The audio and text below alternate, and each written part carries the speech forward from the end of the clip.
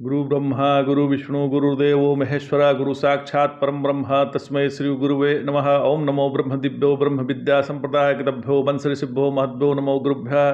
सर्वपल्लवरहित प्रज्ञान घनः प्रगद्धो ब्रह्मेवामस्मि ओम नारायणं पद्मं वसिष्ठं शक्तिं च तत्पुत्रं पराशरं च व्यासं सुखं गौड़पदं महान्तरं गोविन्दलिङ्गं शिशिषं श्री शंकराचार्य मथा पद्पादं च हस्तामलकं शिशिष्यं तम तोटकं प्रतिकान्मना सद्गुरु सत्तो मानव तस्मै श्रुति स्मृति पुराणानामालयं करुणालयं नमामि भगवत्पादं शंकरं लोकशंकरं शंकरं शंकराचार्यं केशवं बादरायणं सूत्रभाष्यकृतो वन्दे भगवन्तो पुनः पुनः ईश्वरो गुरुरात्मेति मूर्तिभेदि विभागिने व्योमवप्ताय देहाय दक्षिणामूर्तये नमः। ओम श्री गुरुभ्यो नमः। ओम श्री परमात्मने नमः। हम लोग गीता के 7वें अध्याय का अध्ययन कर रहे हैं और यह अध्याय अंतिम पड़ाव पे है। तो भगवान ने कहा इच्छादेश समुत्थेन द्वंद्व मोहेन भारत। यहाँ इच्छा माने राग है, क्योंकि आगे द्वेष है, द्वेष का भाई राग है। तो ये दोनों मधुकैटभ दैत्य हैं। राग का नाम मधु है और द्वेष का नाम कैटभ है। तो और ये सुन सुनकर उत्पन्न होते हैं। हालांकि विष्णु कर्मलो भूतो, कान तो सबका विष्णु है, क्योंकि आकाश व्यापक है और उसकी सात्विक तन्मात्रा से बना हुआ कान परछीन तो होता ही नहीं,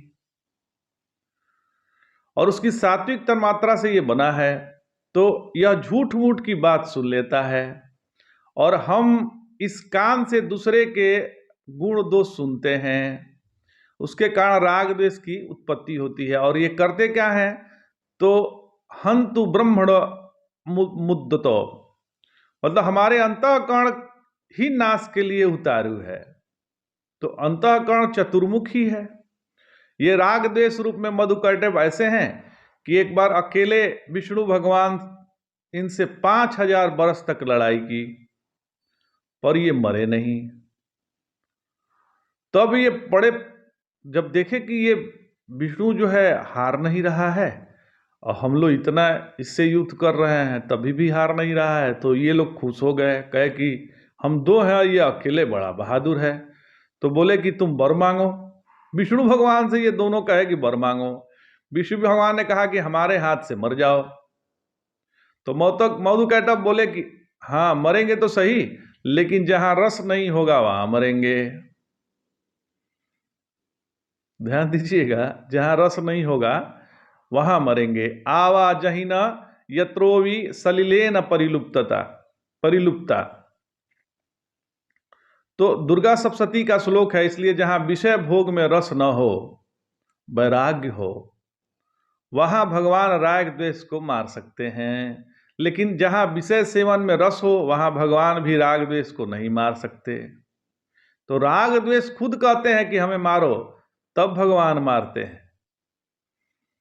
द्वंद्व मोहेन द्वदो इति द्वंद्वम। द्वंद्व क्या है? पाप पुण्य, सुख दुख और राग द्वेष, ये द्वंद्व हैं। इनके मोह से सारे प्राणी मुग्ध हो रहे हैं। रण कौन करता है?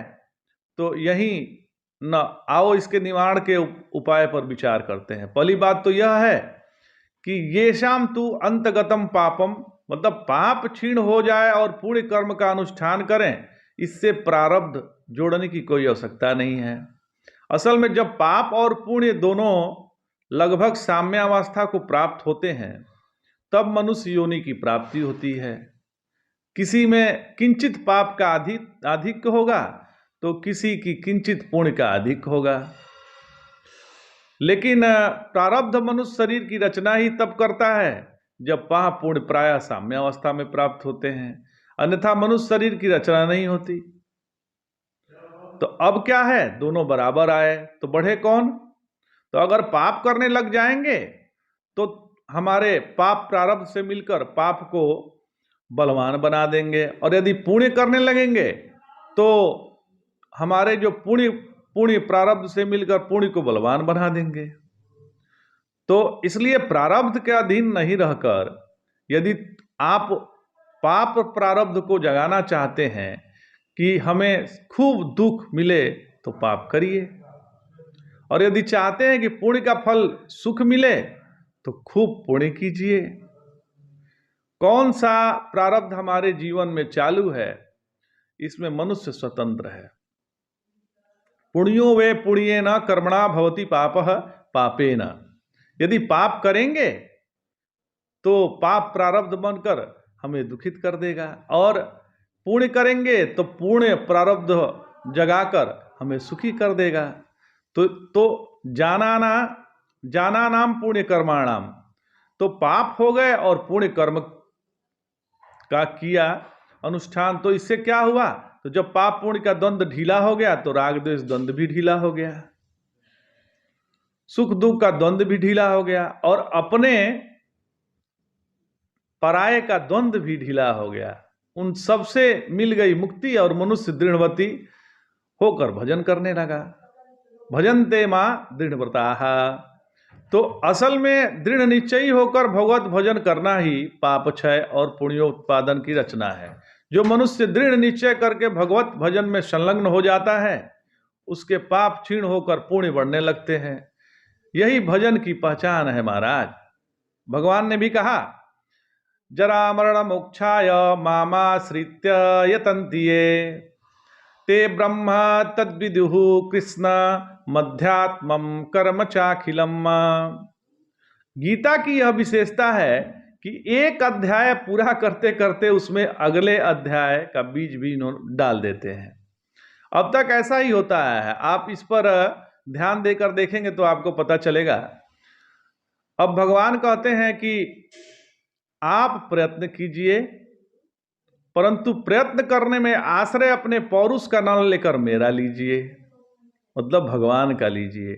हम प्रयत्न करें लेकिन हमारा आश्रय किसका लेना है, अपना नहीं, भगवान का लेना है। मां श्रित्य यतन्ति ये, आश्रय लीजिए मेरा और प्रयत्न कीजिए आप राजा की सेना में भर्ती होकर दुश्मन से लड़ रहे हैं, तो यह आपका राजाश्रय हो गया। यह स्थिति आप अकेले नहीं हैं, आप बड़े बड़े मददगार हैं, स्वयं राजा है आपका मददगार। यदि हम आगे युद्ध कर रहे हैं और पीछे हमको लगता है कि हमारे से कुशल हमारे सेनापति हैं रक्षा के लिए, तो हम और अच्छे से युद्ध करते हैं, ये थोड़ा बल मिलता है। वैसे ही हम आगे बढ़ें लेकिन आश्रय ले परमात्मा का। तो अब बोले कि भाई किसके लिए करें, उद्देश्य क्या हो, तो जरा मरण मोक्षाय, मतलब जरा माने अनुत्साह, जरा माने बुढ़ापा नहीं, न तेन वृद्धो भवति ये नास बलिते सिरः। मनु जी का श्लोक है, यदि बाल सफेद है हो जाए तो उसमें कोई बूढ़ा नहीं हो जाता है। सन्यासियों का तो उस उम्र से बुढ़ापा मानते ही नहीं है। जो धर्मात्मा है भी इसको नहीं मानते हैं। ब्रह्मणम 10 वर्षम तु 100 वर्षम तु भूमि परम, पिता पुत्रो बीजानीयात ब्रह्मणस्तु तयो पिता। तो जो धर्मात्मा है भी उसमें बड़प्पन नहीं मानते। यह तो बुजुर्ग लोग कहते हैं कि हमारे बाल धूप में सफेद नहीं हुए हैं, और यह कहकर अपने बुजुर्ग पने का प्रभाव डालते हैं। यह कहकर प्रभावित करते हैं कि हम बूढ़े हैं और तुम बच्चे हो। लेकिन यह बात महात्माओं में तो नहीं चलती। यह जो ज्ञान वृद्ध होता है उसी को वृद्ध मानते हैं, जिसमें जो ज्ञानी है वही ज्ञान वृद्ध है। तो ऐसा लोक मान्यता है कि शूद्रों में जो अवस्था का बड़ा है उसे बड़ा मानते हैं, वैश्यों में जो धन से बड़ा है उसे बड़ा मानते हैं, और क्षत्रियों में जो शक्ति से बड़ा, बल से बड़ा कहलाता है उसे बड़ा मानते हैं, और ब्राह्मणों में जो ज्ञान से बड़ा है वह बड़ा माना जाता है। ऐसा प्रचलित है। तो ज्ञान वृद्धों की वृद्धता ही ब्राह्मण में स्वीकार की जाती है, शास्त्रीय दृष्टि यही है। इसलिए जरा माने उम्र का बुढ़ापा नहीं, जरा माने यह धारणा कि हमारे अंदर अब कोई उत्साह नहीं है।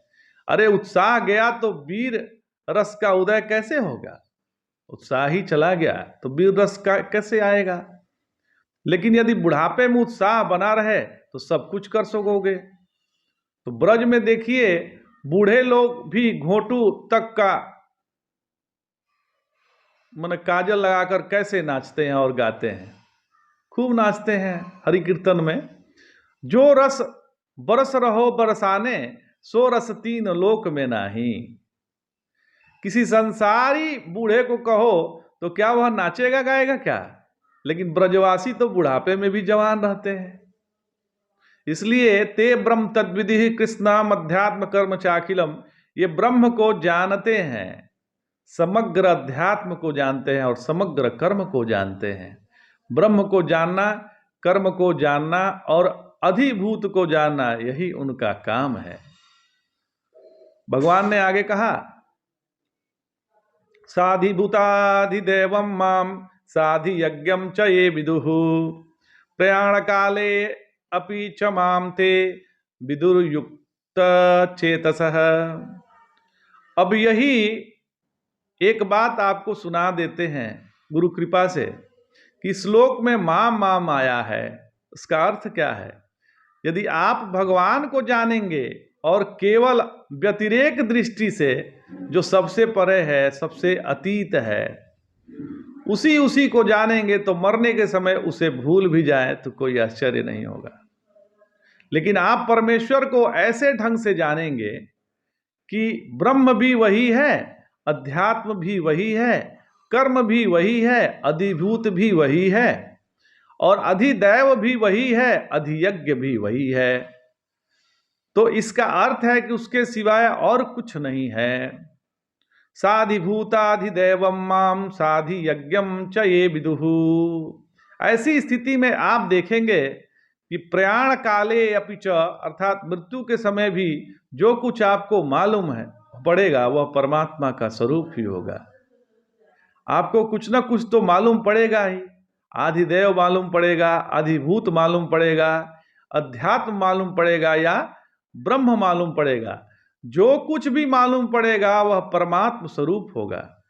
यदि आप कहें कि मुझे तो मौत मालूम पड़ती है, तो मृत्यु के रूप में भगवान ही है महाराज। मृत्युम सर्वहरस्त्वाम हम, जिसने अधिभूत के रूप में भगवान को जान लिया है, उसने मृत्यु के रूप में भी भगवान को जान लिया है महाराज। अधिभूत ही नाम तो मृत्यु है, इसके अतिरिक्त मृत्यु और है क्या? अब गीता में पढ़ा ही है आपने कि अमृतस्येव मृत्युश्च सदसच्चाहम अर्जुन। भगवान कहते हैं कि अमृत भी मैं ही हूं, मृत्यु भी मैं ही हूं, सत भी मैं ही हूं और असत भी मैं ही हूं। इसलिए केवल व्यतिरेक विधिया नहीं है, अन्यथा विधिया भी, अन्वय व्यतिरेकातिक विधिया भी और अन्वय व्यतिरेका भी विधिया भी परमात्मा को जानिए। वह अन्वित है, वही व्यतिरिक्त है, वही व्यतिरेक विधेया भी परमात्मा को जानिए, वही सब है। इसका अर्थ है ब्रह्म अतिरिक्त कुछ नहीं है, ब्रह्म के अतिरिक्त यहाँ कुछ भी नहीं है। इसलिए जरा मरण भी ब्रह्म स्वरूप ही है, बुढ़ापा भी ब्रह्म है और मौत भी ब्रह्म ही है। प्रयाण काले अपि च माम ते विदुर्युक्त चेतसः, जिसका ज्ञान युक्त है, युक्ति युक्त है, सच्चा है, यह युक्त चेतस है, वही युक्त चेतस है। यह अच प्रत्यय हो गया, युक्ति सबसे अच प्रत्यय हो जाने से युक्त बन गया, युक्त चेतसः। माने जिनकी युक्ति युक्त ज्ञान प्राप्त हुआ है उसको समाधि में ब्रह्म दिखते हैं और विक्षेप में भी ब्रह्म दिखता है। जिसको समाधि में ब्रह्म दिखता है किंतु विक्षेप में नहीं दिखता, उसका ब्रह्म अधूरा है महाराज। और जिसके विक्षेप में दिखता है समाधि में नहीं, उसका ब्रह्म भी अधूरा है। इसी तरह जिसका समाधि विक्षेप दोनों में ब्रह्म दिखता है पर दोनों अत्यंता भाव के अधिष्ठान है, उसका साक्षात्कार नहीं, तो उसका ब्रह्म भी अधूरा है। यहां तो विक्षेप भी वही है, समाधि भी वही है, दोनों में वही है, दोनों के बिना भी वही है और दोनों के अत्यंता भाव के अधिष्ठान में भी वही है। इसलिए उसमें समाधि विक्षेप मिथ्या है, यही ब्रह्म ज्ञान की प्रक्रिया है। इस प्रकार यह ज्ञान विज्ञान योग जो है नामक 7वां अध्याय संपूर्ण हुआ। आज इतना ही। कल से हम लोग 8वें अध्याय का अध्ययन करेंगे। जय जय शंकर, हर हर शंकर।